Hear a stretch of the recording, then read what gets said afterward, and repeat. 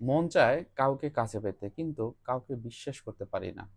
আসলে কি করণীয়?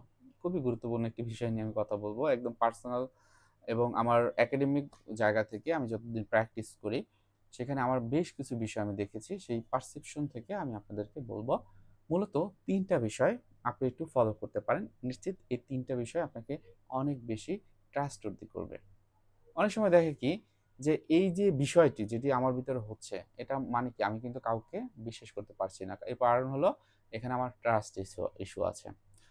কি জন্য?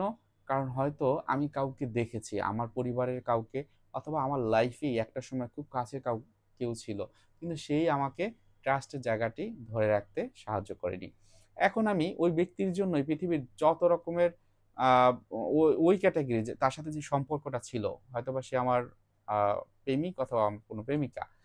সো ওই ক্ষেত্রে অন্য কোনো মানুষকে আমি দেখতে পারি না। আমার প্রেমিক একজন ছেলে, তার মানে এই পৃথিবীর কোনো ছেলেই ভালো না।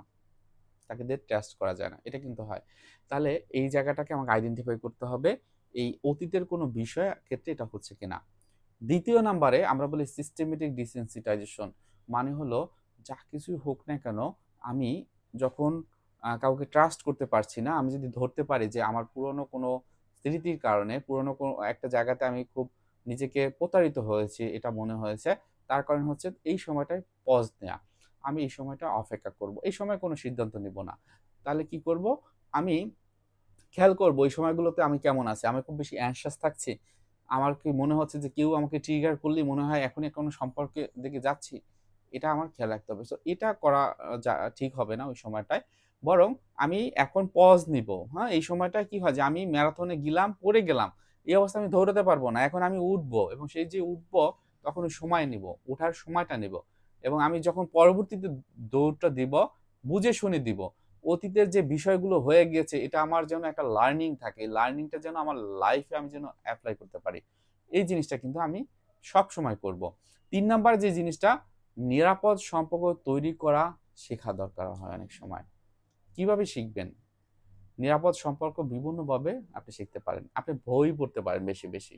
যে বইটিই পড়েন না কেন, আপনি ওখানেই কিছু না কিছু পেয়ে যাবেন। আপনার মন একভাবে থাকে। আপনি বইটা পড়েন, বইটায় বিভিন্ন রকমের ক্যারেক্টার আছে। ওই ক্যারেক্টার গুলো কিভাবে কি করলো, ওইটার প্রতিক্রিয়া কি হলো, এই যে আপনি ওইটা পড়ছেন, তার মানে ওইটা কিন্তু ভিজুয়ালাইজ করছেন। আপনার একটা ইমেজ তৈরি হচ্ছে। সাথে, সাথে কি হলো? ৩য় পক্ষ হিসেবে আপনি কিন্তু ওটা জাজ করছেন। ওটা কিন্তু নিয়ন্ত্রণ করছেন আপনার চিন্তা ভাবনাগুলো। সো এই জায়গাগুলো আস্তে, আস্তে আপনি পরিবর্তন নিয়ে আসতে পারেন যদি নিজেকে ওই সময়টায় মোটামুটি একটু চর্চা করতে পারেন। বইয়ের চর্চা পড়ার বা অন্যান্য নতুন কোনো বিষয় আপনি শিখতে পারেন বা আপনার যদি ট্রমা থাকে সেগুলোকে অ্যাকসেপ্ট করা যে আমার লাইফে এই ধরনের আছে। সেগুলোকে লার্নিং হিসেবে নিয়ে ভবিষ্যতের দিকে এগিয়ে যাওয়া। সো ভিডিও আর বড় করব না। সবাই ভালো থাকবেন এবং আমাদের চ্যানেলটি সাবস্ক্রাইব করে রাখবেন। সাথে থাকবো আমরা সবসময় একত্রে।